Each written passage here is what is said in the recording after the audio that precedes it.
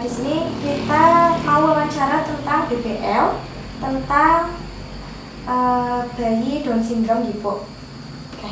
Untuk pertanyaan pertama, bagaimana Bu Bidan melakukan rujukan jika bayi yang dilahirkan mengalami Down syndrome? Ya. Ini berarti berbicara tentang yang beberapa hari lahir. Biasanya kita kan untuk pelayanan persalinan kan di puskesmas ya. Sekarang memang untuk wilayah Cilong 2 khususnya untuk melahirkan semuanya di puskesmas karena selain tenaganya banyak juga aturannya seperti itu. Kalau di puskesmas biasanya kalau kita menemukan kelainan pada BBL ya, tidak hanya DS ya, nggak hanya kita teliti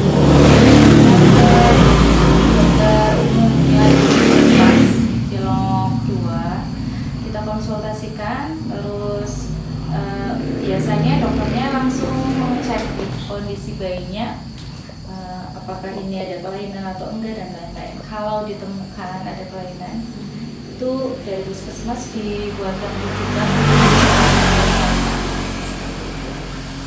Jadi biasanya kita melalui, kalau menemukannya di puskesmas, kita melalui dokter umum dulu, dokter puskesmas dulu, dokter penanggung jawabnya, nanti baru dikasih rujukan ke spesialis anak lewat poli biasanya, karena bukan kekal daruratan ya. Poli biasanya dibuatkan rujukan. Ini kita sudah. Berarti langsung ke dokter, bukan ke bidannya atau ke bidan dulu? Kalau ditemukan di puskesmas pada BBL ya, bayi baru lahir ya, kita ke dokter dulu, ke dokter puskesmas terlebih dulu. Itu habis dari dokter puskesmas baru ke dokter spesialis anak di rumah sakit seperti itu. Jadi dibuatkan rujukan sekalian. Kalaupun BBL-nya ditemukannya di desa misalnya ya, seiring berkembangnya misalnya pertumbuhan, kita lihat ada ciri-cirinya itu juga sama. Kita biasanya konsultasikan dulu ke puskesmas Cilong 2, ke dokter wilayah, baru diperiksa lebih lanjut ya. Kalau ada dimasukkan baru dikasih rujukan. Jadi nggak yang dari bidan langsung ke spesialis, biasanya kita konsultasikan dulu ke ciri fisik Down syndrome yang biasanya dapat dikenali oleh bidan pada saat bayi baru lahir. Kalau pada saat bayi baru lahir, kita kan DS kan biasanya dilihat dari wajah ya. Kita bisa melihat wajahnya mirip-mirip gitu ya. Unik ya Bu. Kayak bisa dikatakan apa sih, 1000 wajah atau apa itu ya, 1000 ini kembar gitu ya, kembar 1000 gitu. Jadi kalau kita sih untuk yang bisa melihat dia DS apa enggak, biasanya dilihat dari bentuk mata ya. Bentuk mata biasanya agak sipit, miring gitu ya. Yang kedua, mukanya agak datar apa ya, beda gitu ya. Sama tangannya agak sedikit pendek apa ya, untuk dibandingkan dengannya. Betul. Itu sih untuk melihat awalnya saja. Kalau untuk yang lebih lanjutnya biasanya dokter spesialis yang bisa. Itu kan soalnya kan kelainan ya, kromosom ya. Tapi kalau tumornya bisa ada tumor, Bisa jadi karena ada faktor genetik di sini.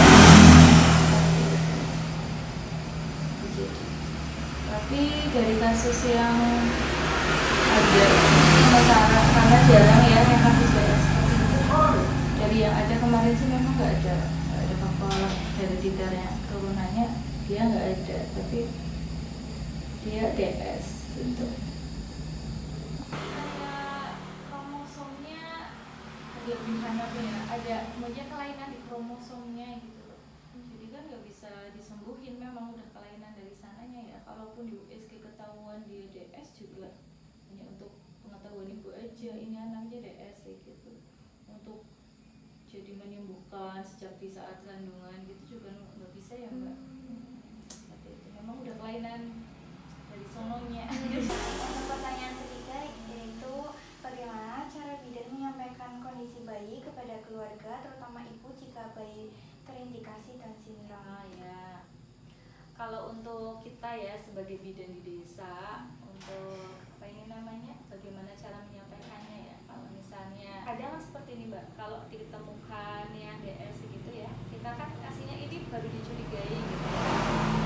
Terus yang bisa menentukan ini dia sindrom apa kan biasanya dokter ya.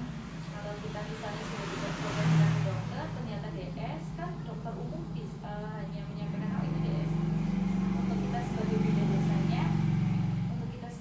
desanya biasanya yang memberikan yang pertama otomatis support ya, otomatis menjelaskan hasil pemeriksaan terlebih dahulu bahwa ternyata putranya ada ini, dan menjelaskan untuk pengobatan, untuk diobati menjadi normal biasanya nggak bisa, cuma bagaimana cara membuat anak ini perkembangannya biar tidak terlalu lambat gitu ya. Biasanya kan anak-anak yang seperti itu kan itu yang namanya terapi ya Mbak. Terapinya juga di rumah sakit biasanya ya, ada terapi bicara, terapi berjalan okupasi gitu kan ya. Jadi yang menyangkut perkembangan dia, paling kita menjelaskan seperti itu, memberikan dukungan emosional ya sama keluarga, bahwa biasanya kan seorang ibu terutama ya, saya yang melihat kasusnya sendiri, dia benar-benar sedih down gitu ya, benar-benar nyampe mikir besok anak saya gimana kalau saya udah meninggal dengan seperti ini, apakah saudara-saudaranya akan merawat dan lain-lain. Jadi biasanya udah panjang seperti itu lah. Kita sebagai tenaga kesehatan yang paling bawah ya, yang paling dekat dengan masyarakat ya, paling memberikan dukungan emosional gitu.